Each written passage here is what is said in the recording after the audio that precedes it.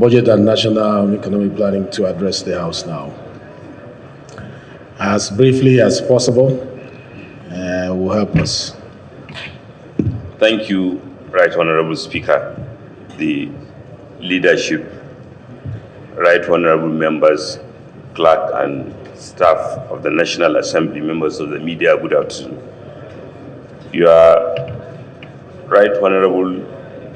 I'm going to speak on three perspectives which relates to the mandate of the ministry: the national planning mandate, the budget function, and the bilateral function, particularly because they relate to the concerns of the National Assembly, which has been expressed in the remarks of the Right Honorable Speaker.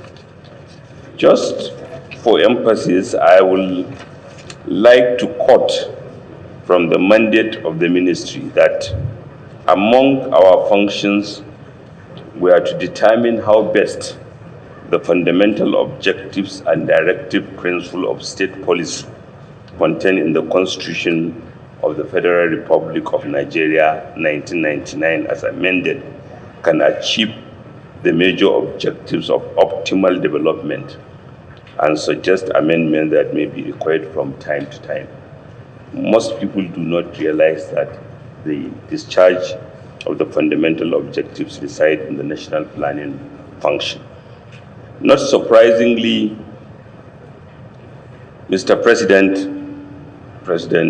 Asiwaju Bola Ahmed Tinubu campaigned on a renewed hope agenda, which appreciates the need for a plan-based budget or plan-based national program of development that, as we speak, we have an Agenda 2050, we have National Development Plan, we have, of course, the medium-term expenditure framework, which you passed, and the renewed hope agenda, as well as a lot of work done by policy advisory committees that were set up when this government came into office. So all this fed into the two budgets that were presented to the National Assembly by President Asiwaju Bola Ahmed Tinubu. The 2.17 trillion supplementary appropriation with emphasis in security, infrastructure, and commitment to deliver on promises made, particularly to labor and generality of Nigerians, as well as the 2024 budget, which, with your blessing, was passed on the last day of 2023 in the sum of 28.77 trillion and signed on the 1st of January 2024, as well as now uploaded in the GIPMIS platform, ready for implementation.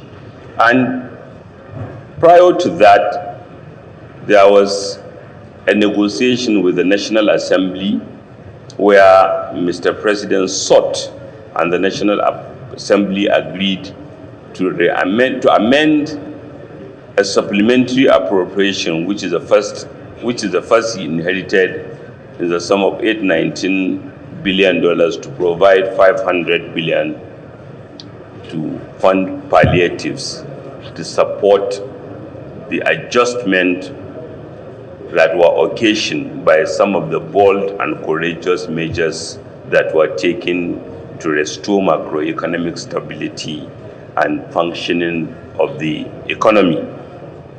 And the two budgets, in particular the 2024 budget,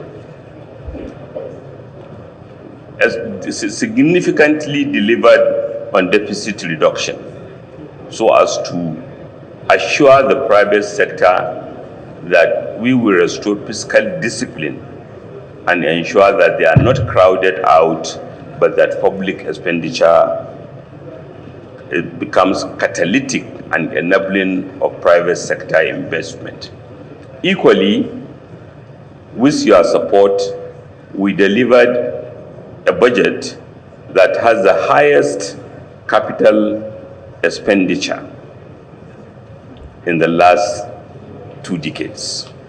And I think you all ought to be commended, as well as Mr. President. 39% capital expenditure.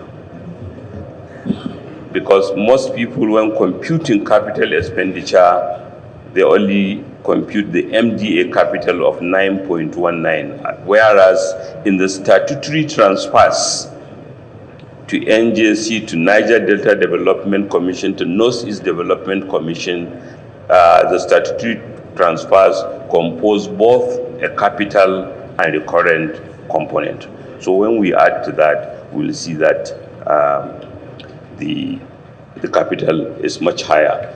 This, of course, is commendable, is consistent with Mr. President's commitment to Nigerians that we are not going to take the easy way out.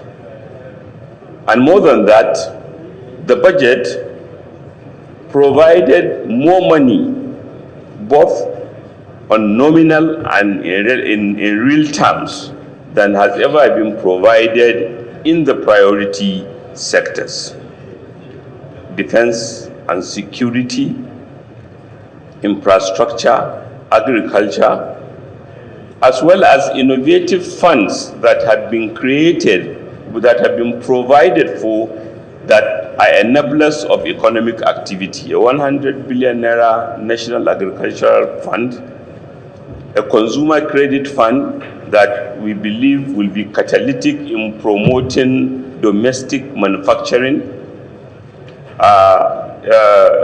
a mortgage fund that we believe will support expansion of construction activity. And given the fact that our construction sector must really rely on locally sourced materials, one can imagine that that will generate significant economic activity in a short time, as well as increase in spending to education, the highest that has ever been, health, the highest that has ever been, in order to pay attention to the fact that we believe these are the enablers of tomorrow's growth. So that is given the time that we have provided, that is basically how we delivered on the 2024 budget, but with your support. And this budget has been uploaded on the GPMIS platform. The implementation, one of the implementing circulars, as we have heard earlier from the chairman of FRIS, has gone out. The second one will go out. And this is where maybe I will use this opportunity to appeal.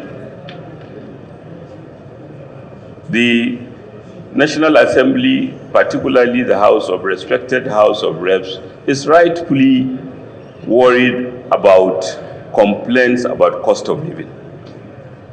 And one of the quickest wins, and this challenge does not come unanticipated. We reckon with global challenges that are impacting us domestically, and we reckon with the transitional nature of some of the measures that we have taken. And we know that they will have some impacts. But there are compensatory mechanisms.